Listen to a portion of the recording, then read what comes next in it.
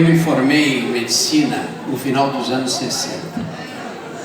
Adoro No final dos anos 60. Eu pratiquei medicina durante muitos anos antes da existência do SUS. E continuo praticando até hoje. Eu sei o que era medicina antes e o que era medicina agora. Como era o Brasil no final dos anos 60? O Brasil era um país muito pobre naquela época. Eu fiz uma viagem à Bahia em 1962 com um grupo de estudantes e fizemos um trabalho de parasitologia.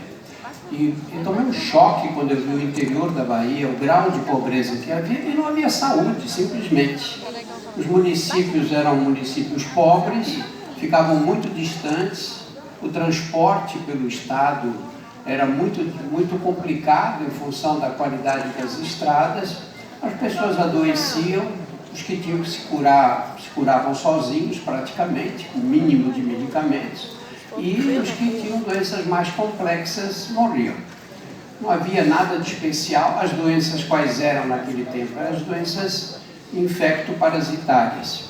Nós tínhamos na Bahia um foco importante de esquistossomose no país. E no país as doenças que eu aprendi naquela época, que eram doenças, que eram problemas nacionais de saúde, quais eram? Era esquistossomose, doença de Chagas, era malária, havia muita malária, especialmente no norte do Brasil, mas não só no norte.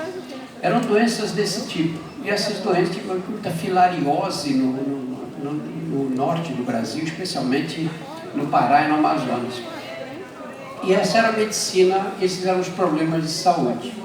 Nós tínhamos um número insignificante de médicos para o tamanho do país, e a medicina era uma profissão que se dedicava nós éramos preparados na faculdade de medicina para sermos médicos da iniciativa privada. Era assim.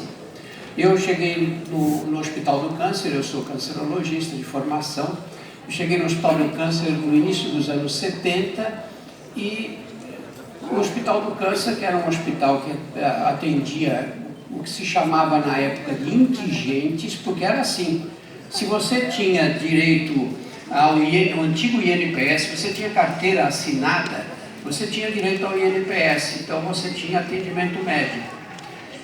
Os que não tinham carteira assinada, o que envolvia toda a população que vivia no campo, eram considerados indigentes, e todos os que trabalhavam na cidade sem carteira eram chamados de indigentes. Às vezes vinha carimbado no prontuário, indigente. Era assim.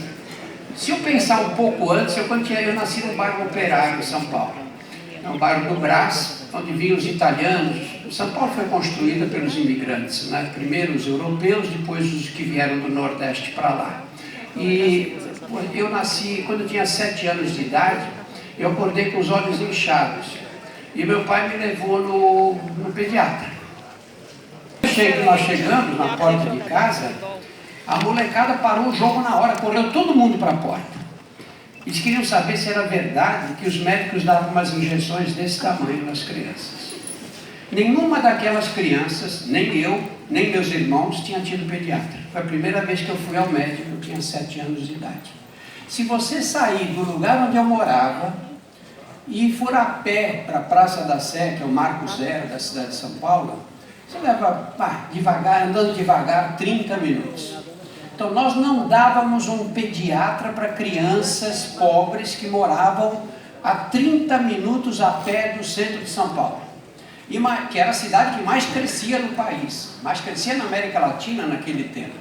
Agora imagina como era a assistência médica no restante do país. Então essa era a realidade.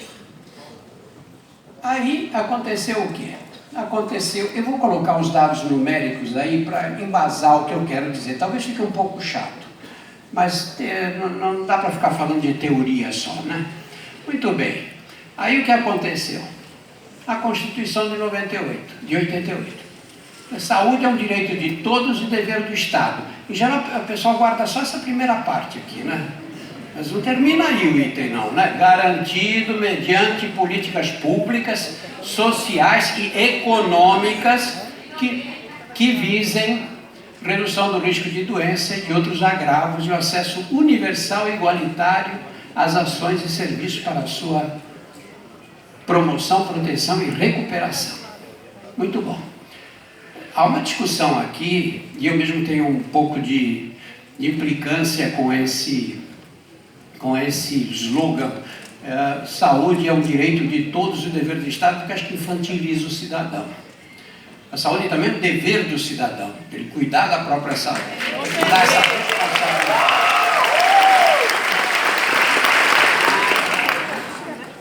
Embora não tenha levado em conta que saúde não tem preço, mas tem custo, porque a Constituição não garantiu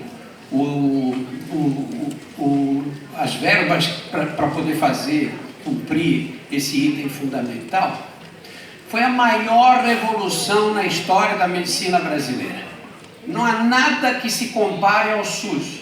No mundo, nenhum país com mais de 100 milhões de habitantes ousou oferecer saúde gratuita para todos.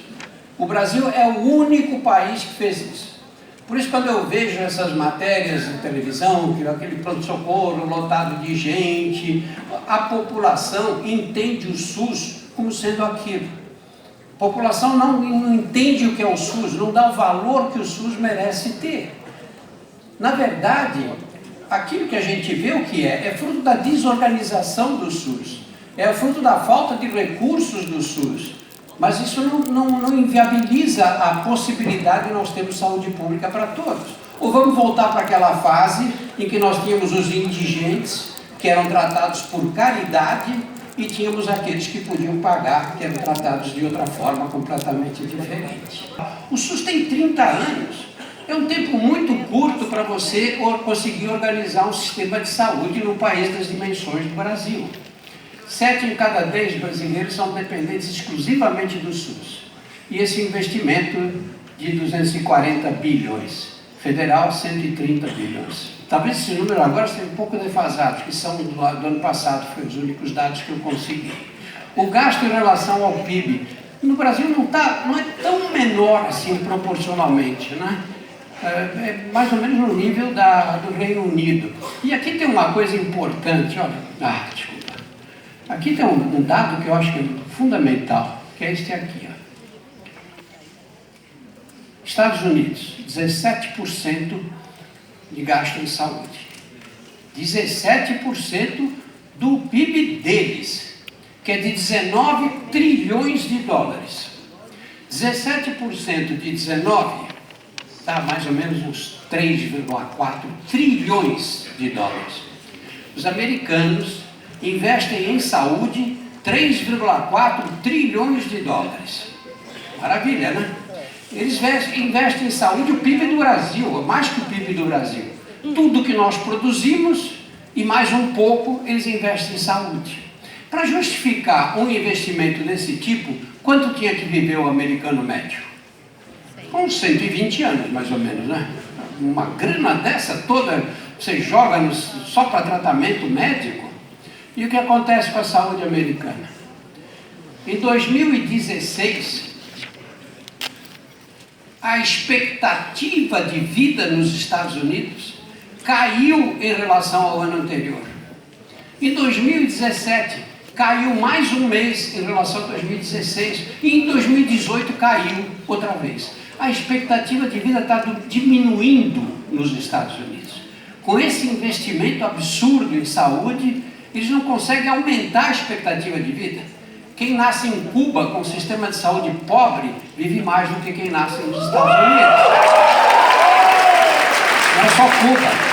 Quem nasce em Santa Catarina tem uma expectativa de vida de 79 anos. Os americanos têm uma expectativa de vida de 78 anos. O Brasil, como um todo, tem 76 anos de expectativa de vida. Conclusão, não é com dinheiro que a gente resolve totalmente o problema de saúde. O dinheiro é fundamental, mas não é aí que nós vamos conseguir aumentar a expectativa de vida do nosso povo. Ainda que tivéssemos investimentos maciços em saúde, coisa que nós evidentemente não temos.